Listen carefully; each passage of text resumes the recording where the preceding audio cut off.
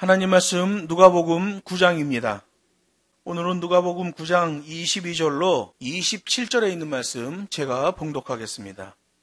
가라사대 인자가 많은 고난을 받고 장로들과 대제사장들과 서기관들에게 버림받아 죽임을 당하고 제3일에 살아나야 하리라 하시고, 또 무리에게 이르시되 아무든지 나를 따라오려거든 자기를 부인하고 날마다 제 십자가를 지고 나를 좇을 것이니라. 누구든지 제 목숨을 구원고자 하면 잃을 것이요, 누구든지 나를 위하여 제 목숨을 잃으면 구원하리라. 사람이 만일 온 천하를 얻고도 자기를 잃든지 빼앗기든지 하면 무엇이 유익하리요? 누구든지 나와 내 말을 부끄러워하면 인자도 자기와 아버지와 거룩한 천사들의 영광으로 올 때에 그 사람을 부끄러워하리라. 내가 참으로 너에게 이르노니 여기 섰는 사람들 중에 죽기 전에 하나님의 나라를 볼 자들도 있느니라.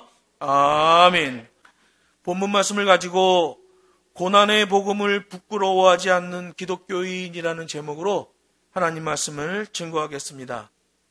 여기 누가복음 9장에 보면 예수님께서 따로 기도하실 때에 옆에 있던 제자들에게 물으셨어요. 성경을 보니까 수시로 제자들에게 물으셨다는 것을 알게 되는 거예요.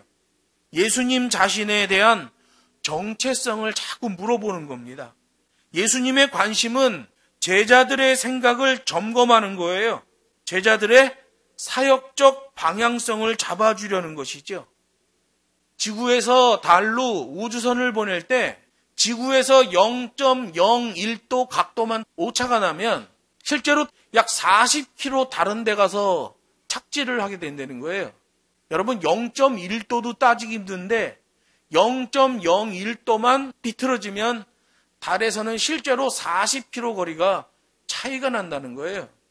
여러분, 하나님의 말씀을 붙들고 사는 기독교인들, 오늘 본문에 나오는 예수님의 제자들은 어긋나면 안 돼요. 주님이 말씀하시고 가르쳐 주신 것들, 이런 것들을 잘 지켜 행해야 되거든요. 조금이라도 자기네 생각이 들어가고 자기 기준이 섞여버리면 삐뚤어지는 거예요.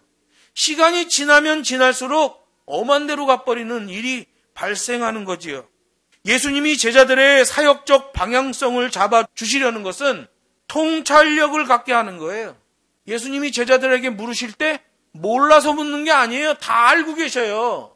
처음부터 끝까지 다 보고 계셔요. 오늘 본문 말씀도 보면 예수님이 어떻게 사역을 마무리하실 건지에 대한 결과잖아요. 아직도 멀었어요. 시간적으로 보면. 그런데 예수님의 말씀을 보면 처음부터 끝까지를 다 보고 계시는 거예요. 통찰력이라고 하는 거죠. 사람이 하나님을 믿어 성령이 충만해지면 이 통찰력이 생기게 되는 거예요. 예수님이 제자들의 사역적 방향성, 그 통찰력을 키워주시잖아요. 예수님 자체가 통찰력, 처음부터 끝까지 다 보고 계시면서 사역을 하는 것과 똑같은 거지요. 그래서 성령이 충만하면 눈 뒤집어 가지고 뒤로 넘어져 거품 무는 게 아니라 성령 충만하게 되면 통찰력이 생기게 되는 거예요.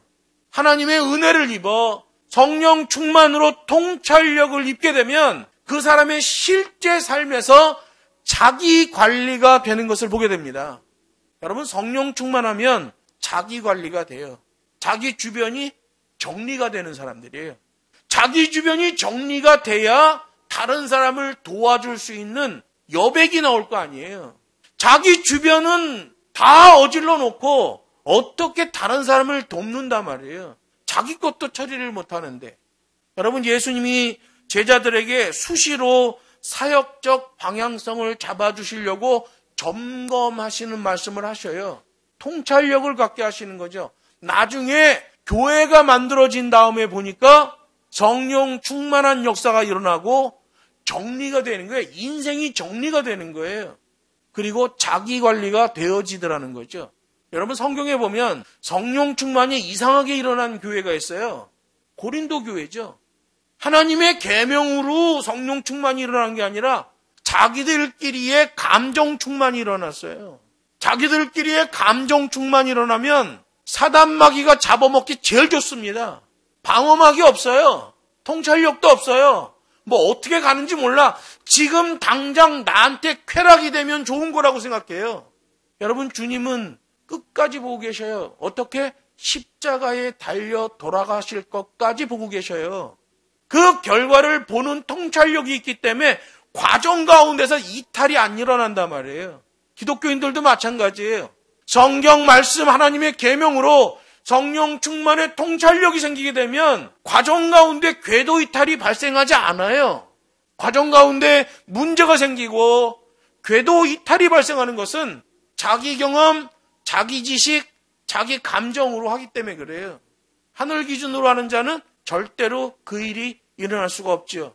하나님의 말씀은 지혜로운 결정 시스템이에요. 고민할 필요가 없어요. 하나님의 말씀을 갖다 적용만 하면 답이 나오게 돼 있습니다. 그걸 지혜로운 결정 시스템이라고 그러죠. 바로 그 시스템으로 복음 일꾼을 양육하는 거기 때문에 하나님의 말씀을 잘 알아야 되고 아주 정교한 작업으로 가르치고 지키게 하는 사역을 해야 된다는 거예요. 마태복음 28장에 보면 대사명이 나와요. 마태복음 28장 20절에 보면 가르쳐 지키게 하라 이렇게 돼 있어요. 가르치고 지키게 하는 것까지가 사역이에요. 여러분, 중국에서 우리가 사역을 해봤지만 가르치기만 하는 사람들이 얼마나 많습니까? 그래서 그런 선생 밑에서 배운 사람들은 다 지 맘대로 해요. 어떤 선생이 필요해요? 하나님의 말씀을 알고 처음부터 끝까지 통찰력을 가지고 보며 하나님의 말씀을 가르쳐 지키게 할 수 있는 자. 계속 점검해야 돼요. 오늘 주님도 그러잖아요. 계속 제자들을 점검하셔요. 물으시고. 가르쳐 지키게 하는 사역이 바로 그거예요. 옆에 붙어 있어야 돼요. 지금은 제가 북경평안교회에 가지를 못하는 상황이지만 마치 옆에 붙어 있는 것처럼 계속 잔소리를 해요. 계속 사역적 코칭을 해요. 뭐 하는 거예요? 가르친 대로 지키는 것을 점검하는 거죠. 진짜 사역이죠. 예수님이 그 사역을 우리에게 보여주고 있잖아요. 미국에 가보면 자기 스스로 기독교인이라고 말하는 사람들이 아주 많아요. 교회도 안 다녀. 자기 마음대로 살아요. 근데 자기는 기독교인이래. 이게 왜 그럴까요? 이게 서양 기독교의 이게 맹점입니다. 믿기만 하면 구원이라는 그 교리 때문에 교회도 안 다녀. 자기 생각이야. 나는 믿었다고 생각을 하는 거죠. 자기는 구원 받는다는 거야. 이게 뭐예요, 이게? 성경은 실천, 순종을 강조하고 있는 거예요. 계명에 의한 순종과 실천, 그렇게 하고도 하나님께만 영광 돌리는 삶, 그게 바로 살아있는 믿음이라는 거죠. 여러분, 누가복음 17장에 보면 아주 칭찬받는 종이 하나 나옵니다. 밭에 나가서 땀 흘리고 돌아온 한 종에 대한 이야기가 나와요. 주인의 밭에 가서 열심히 일했어요. 자기의 힘을 다해서 일을 했죠. 그리고 일을 마치고 집에 돌아왔어요. 집에 돌아와서 쉬는 게 아니라 주인의 밥상을 차려요. 주인의 밥상을 차려드리고 수건을 들고 옆에 서 있는 거예요. 주인이 다 밥 먹고 손을 씻을 수 있도록. 그 수건을 들고 서 있는 거예요. 그리고 나서도 누가복음 17장 10절에 보면 그 종이 뭐라고 그래요? 저는 무익한 종입니다. 본분을 다해 충성을 했지요. 본분을 다해 자기가 할 바를 지켜 행했지요. 그리고 나서도 저는 무익한 종입니다. 그러면 종이 했던 모든 것, 밭에 나가서 일한 것, 갔다 와서 상을 차려드리고 옆에 서 있었던 것, 이 모든 게 주인께 영광이 되며 그 종은 칭찬을 받는 종이 되는 거예요. 그 종이 뭐예요? 통찰력을 가지고 있다는 거죠. 그 한 순간만 보는 종은 밭에 가서 열심히 일합니다. 땀 뻘뻘 흘리고 일해요. 잘하고 있지요. 집에 돌아와서 아이고 허리 아프고 다리 아파서 오늘 밥은 주인님이 알아서 차려 드세요 라고 쉴 수 있단 말이에요. 통찰력의 사람은 그렇게 하지 않죠. 그 고생하고 밭에서 일하고 와서도 주인의 밥상을 차려요. 옆에 서 있어. 다 치우고 나서도 나는 무익한 종입니다. 여러분, 기독교에 가르쳐 지키게 하는 사역은 바로 이거예요. 가르치고 뽐내고 지키게 하고 뽐내고 이런 게 아니에요. 다 하나님 말씀대로 하고도 저는 무익한 종입니다. 주님, 저는 죄인입니다. 나는 부족한 사람입니다. 라는 것을 고백하는 거예요. 여러분, 그래서 마지막 백보자 심판은 행위에 대한 심판이라고 성경이 못을 받고 있는 거예요. 마지막 백보자 심판은 행위의 심판이에요. 여러분, 믿음으로 구원, 행위로 심판입니다. 한쪽만 얘기하면 안 돼요. 두 개 다 얘기해야 돼요. 오늘 22절 말씀 보면 장차 자신에게 임할 고난을 설명하시는 예수님이 나옵니다. 여러분, 누가복음에 보면 예수님이 자신의 고난에 대해서 4번을 말씀하셔요. 오늘 여기가 첫 번째 예고가 나오고 있는 거죠. 가이사랴 빌립보에서 예수님의 정체에 대한 베드로의 고백이 나온 다음에 세례 요한, 엘리야, 예레미야는 비교도 될 수 없는 어마어마한 예수님의 고난에 대해서 지금 설명을 하시는 거예요. 통찰력이에요. 저 뒤에 일어날 일을 미리 설명해 주시는 거죠. 이 말씀을 통해서 예수님은 자신이 이 땅에 성육신하게 된 목적을 분명하게 드러내시는 거예요. 예수님이 유대 민족의 민족적 지도자가 되시려는 게 아니라는 거예요. 식민지 상황에서 독립운동을 하는 정치적 지도자가 되려는 것도 아니라는 거예요. 예수님이 하려는 사역은 인류 구원의 길을 여시기 위해서 십자가 고난을 당하시는 그 사명을 감당하러 오셨다는 것을 말씀하고 있는 거예요. 그래서 본문에 보면 고난 예고가 4가지 일로 드러나요. 첫 번째는 고난을 당한다. 두 번째는 버림을 당한다. 세 번째는 죽임을 당한다. 네 번째는 죽은 후 3일 만에 다시 살아난다. 이게 4가지로 돼 있어요. 고난을 당한다는 말은 이사야 53장에 잘 예언돼 있지요. 이사야 53장 4절이 이래요. 그는 실로 우리의 질고를 지고 우리의 슬픔을 당하였거늘 우리는 생각하기를 그는 징벌을 받아서 하나님에게 맞으며 고난을 당한다 하였노라. 예수의 고난은 하나님의 섭리와 경륜에 의한 것인데, 정해진 것인데, 사람들이 볼 때는 저 사람은 징벌을 받아서 그러는 거야. 그래서 하나님께 얻어맞고 고난을 당하는 거야. 라고 오해를 하게 된다는 거예요. 이사야 53장 10절로 11절을 요약하면 이렇게 돼요. 여호와께서 그로 상함을 받게 하시기를 원하사, 하나님의 계획이죠. 질고를 당케 하셨은즉 그의 손으로 여호와의 뜻을 성취하리로다. 나의 의로운 종이 지식으로 많은 사람을 의롭게 하며 또 그들의 죄악을 친히 담당하리라. 여기서 의로운 종이 지식으로 그들을 의롭게 한다는 것은요, 새 계명 완성 계명으로 그들로 실천할 수 있게 하여 구원의 길에 들어서게 한다는 거예요. 예수님이 오신 목적을 아주 정확하게 이사야 53장이 말씀하고 있지요. 그리고 버림을 받는다라고 말하는데 여기 버림받다라는 말이요, 이 원어가 시험 후에 실격을 당하다라는 뜻을 갖고 있어요. 대상자를 세밀하게 조사하고 심사한 후에 불합격, 실격 처리를 한다는 거예요. 유대 종교 지도자들이 예수님에 대해서 세밀하게 조사하고 예수님을 실격 처리한다는 거예요. 오류라고 딱지를 붙인다는 거죠. 또 여기 버림받다라는 아포도키마스 데나이라는 말은 돈에도 관련이 돼요. 돈이 낡았어. 도저히 화폐의 가치가 없어요. 그러면 그거 폐기하잖아요. 그때 쓰는 말이 아포도키마스 데나이예요. 그러니까 예수님이 버림을 당한다라는 것은 아주 세상으로부터 완전히 쓰레기 취급을 받게 된다는 거예요. 누가 감히 예수님에 대하여 이런 실격, 불합격 평가를 하게 되는가? 장로의 유전으로 유대 종교 권력을 차지하고 있던 산헤드린 공의회가 이런 평가를 하게 된다는 거예요. 요 직전에 예수님이 장로의 유전을 한번 공격하시잖아요. 예수님이 버림받게 되는 가장 강력한 것은 바로 이 장로의 유전을 추종하며 당시의 종교 권력을 잡고 있던 종교 지도자들이라는 거죠.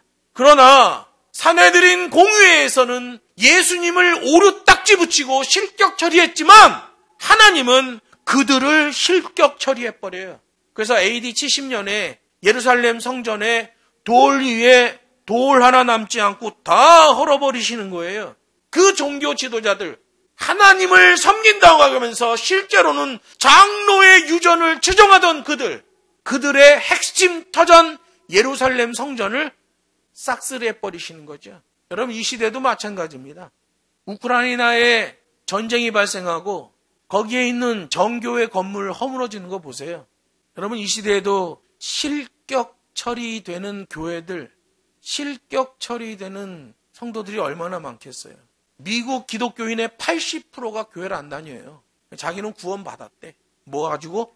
교리 가지고. 여러분, 우리는 교리로 신앙생활하는 거 아니에요. 우리는 성경으로 신앙생활하는 거예요. 여기 22절에 보면 세 번째 고난의 표식이 죽임을 당한다예요. 십자가에 달려 죽는 거죠. 가장 치욕적인 죽음, 가장 고통스러운 죽음, 성경에 예언된 대로.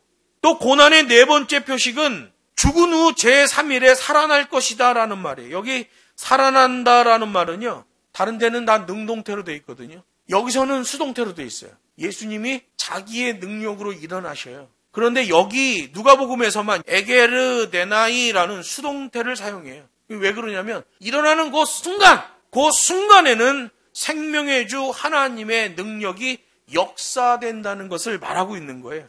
특히 여기 22절에 보면 뭐뭐하게 될 것이다 라는 동사, 예수님이 고난을 받게 될 것이다, 뭐뭐하게 될 것이다 라는 이 day라는 동사가 필연성 동사예요. 킹제임스 버전이 이렇게 돼서 It is necessary for the son 이렇게 돼 있어요. 그 아들에게 필연적인 일이다 이렇게 돼 있어요. 그러니까 고난이라는 것은 이사야 53장에 예언된 대로 예수님에게 필연적으로 적응되게 된다는 거예요. 여러분, 통찰력의 사람은요, 상황을 담아내는 특징이 있어요. 제가 중국에서 그렇게 공안에게 붙잡혀가도 담아내는 거예요. 이 사역이 이거 없이 어찌 되겠습니까? 담아내는 거죠. 사도행전적 고난 없이 어찌 사도행전적 열매가 있으리요. 사자굴에 뛰어들어가는 증거가 없이 어찌 사자굴에서 나오는 역사가 있으리요. 이거죠. 여러분, 통찰력의 사람은 과정의 고난을 담아낼 수 있는 자예요. 근데 많은 기독교인들 보면 이 고난을 담아낼 수 있는 그릇을 가진 사람이 그렇게 많지는 않은 것 같아요. 뭐 일반 성도든 뭐 사역자든 다 포함해서 보면 이 필연성 동사를 담아내는 사람은 아주 극히 드문 거예요.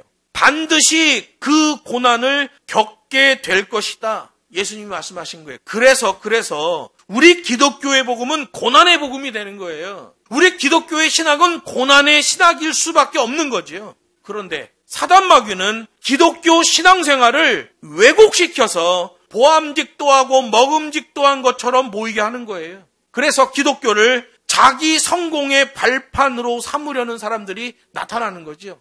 중국에 있을 때 송진롱이라는 형제가 있었어요. 우리 신학교에 왔는데 제가 물어봤어요. 너 왜 신학교에 왔니? 자기 목사 되겠다는 거야.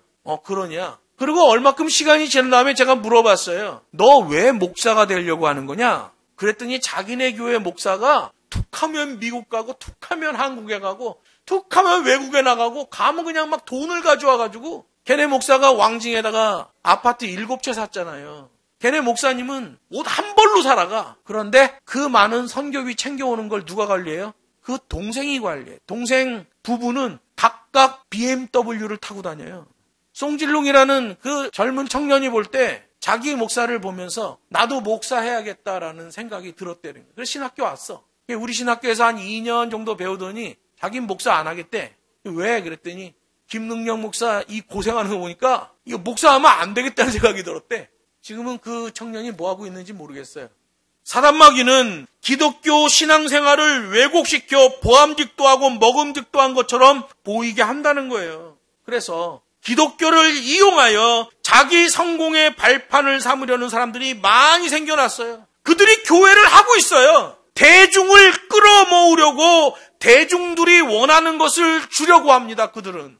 여러분, 대중이 원하는 걸 주면 안 되고 하나님이 주라고 하는 걸 줘야 되는 거예요. 그들은 대중들이 원하는 것을 주고 자기의 이익도 병행해서 챙겨요. 그래서 요즘 교회의 하나님은 항상 3순위로 밀려버리는 거예요. 여러분, 이런 가짜 복음을 분별해야 돼요.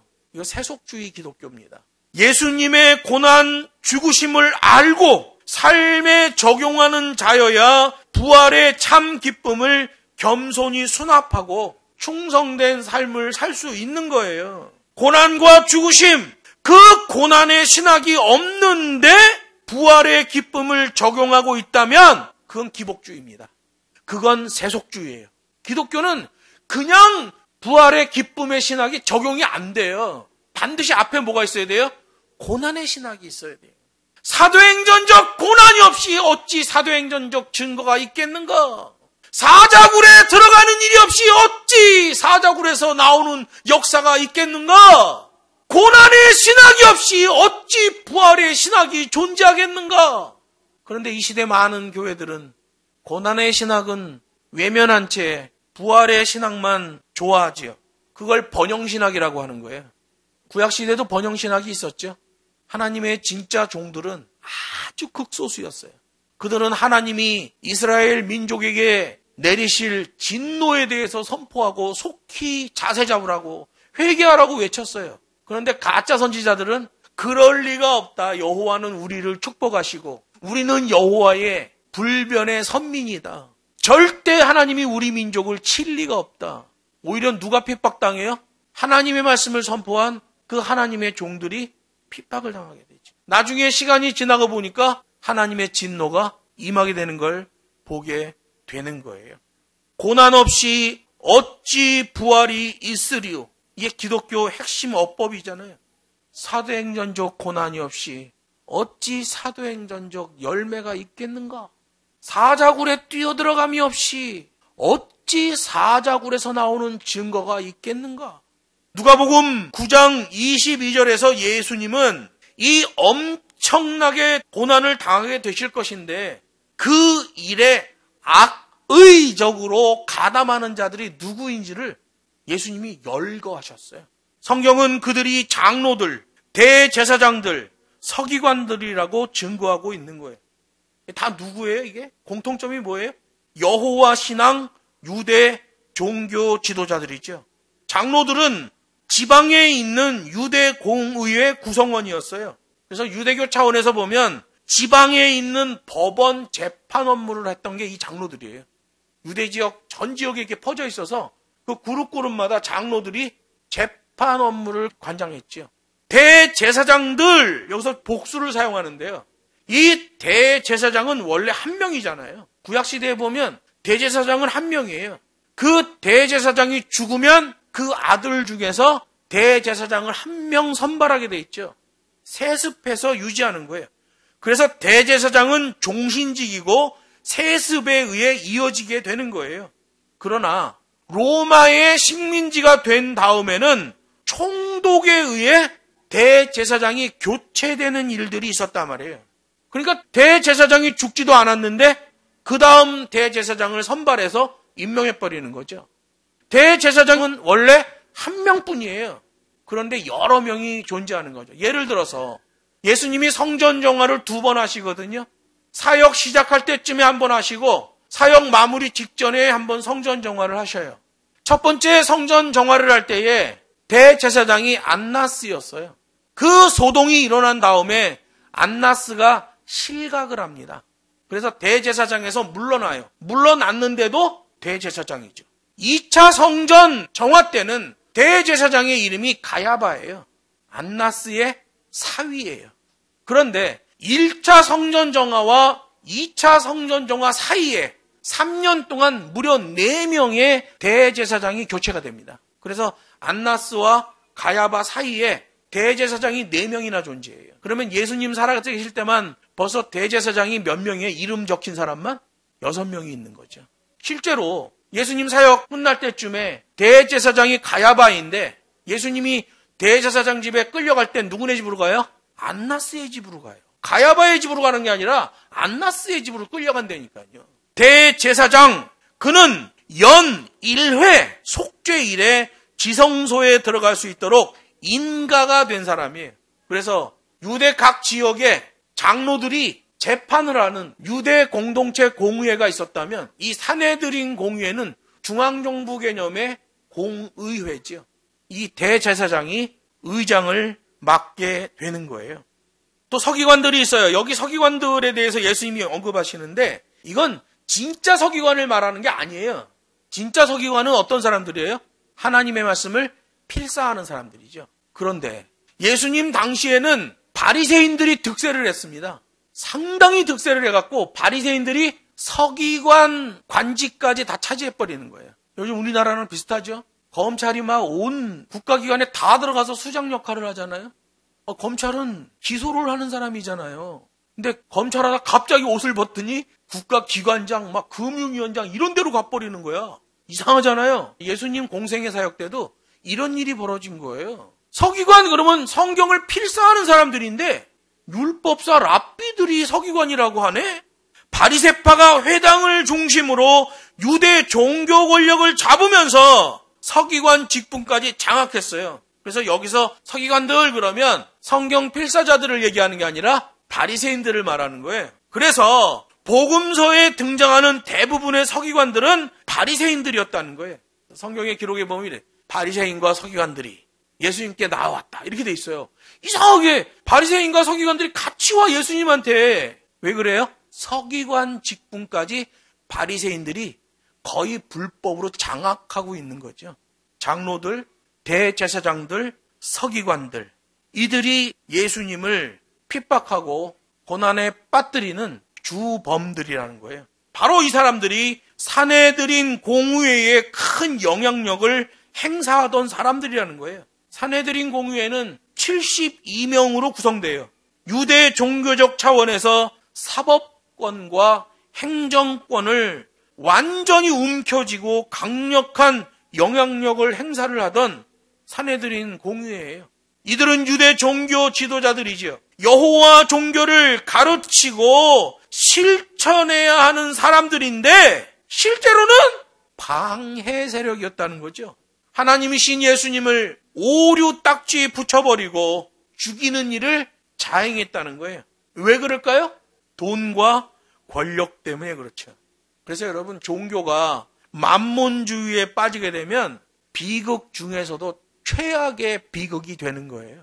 교회가 돈에 대하여 깨끗이를 못하니까 세상으로부터 손가락질을 받게 되고 국세청에 등록을 해야 되고 심지어 교회가 어떤 일까지 해요? 기업인들의 돈 세탁까지 해줘요. 대형 교회 같은 데는 기업인들이 막 100억씩 헌금하잖아요. 100억씩 헌금하면 한 10억 띄고 한 90억 정도 그 사람한테 다시 돌려주잖아요. 선교지에서도 그런 일이 있더라고요. 한국에 있는 어느 교회가 목사가 성도들을 잘 선동해가지고 선교지에다 건물 짓는다고 하면서 선교비를 보내자고 그래요. 자기 혼자 하면 위험이 있으니까 한 10개 교회, 한 20개 교회 연합으로 해가지고 다 거출해. 다른 교회, 20교회나 해? 우리도 해야지. 그래서 교회에서 동의가 돼서 다 선교비를 모집합니다. 한 10억 모았어요. 선교지를 보냅니다. 선교지에 있는 중국교회 목사가 10억을 받았다는 증명서를 까이장 해가지고 보내줘요. 한국에다. 그럼 한국에 있는 교회들이 20개 교회들한테 복사해서 주죠. 이렇게 돈 컨소시엄 구성해서 20억 나온 것을 송금을 했고 그 교회에 전달이 되었습니다. 근데 문제는 그 교회들에서 중국말을 하는 사람이 있어야 돼요. 공식 절차 없이 중국에 가서 그 교회가 그 20억으로 뭘 하는지를 체크할 수 있는 사람이 있어야 돼요. 제가 중국에 있을 때 정말 제가 교회 이름만 대도 여러분이 알 수 있고 그 담임 목사의 이름만 대도 알 수 있는 교회들이 그렇게 선교비를 보내고 리베이트를 먹었어요. 아예 정해져 있어. 리베이트가 10%에서 15%를 떼고 주게 돼 있어요. 1억을 보냈다. 그러면 1,000만 원에서 1,500만 원은 그 선교지에 있는 목사가 먹고 그 선교비를 보낸 교회 담임 목사 통장에 약 9,000에서 8,500만 원을 입금시켜줍니다. 서울 목동에 있는 아주 유명한 교회 목사가 그렇게 해서 43억을 횡령했잖아요. 그들은 고난의 신학을 갖지 않고 있는 사람들이에요. 그들은 번영의 신학을 갖고 있는 사람들. 그런 교회는 세속주의 교회예요. 오늘 주님이 말씀하셔요. 너희가 나의 가르침, 이 고난의 신학, 이 고난의 복음을 부끄러워하면 안 된다. 이 시대에 많은 교회들은 고난을 부끄러워해요. 그걸 악용해요. 작은 교회라고 눈에 불을 켜고 공짜 돈을 추구해요. 선교지에서 보던 그 폐역한 만몬주의에 함몰되어 버린 목사들의 모습을 한국에 와서도 흔하게 보고 있어요. 그들은 가르치기만 합니다. 본인이 하나님 말씀을 지켜보지도 않고 성도들에게 하나님의 말씀 지키는 말씀을 주지도 못해요. 다음 주에는 23절 말씀, 그럼에도 불구하고 주님을 따르는 자에 대해서 하나님 말씀을 증거하도록 하겠습니다.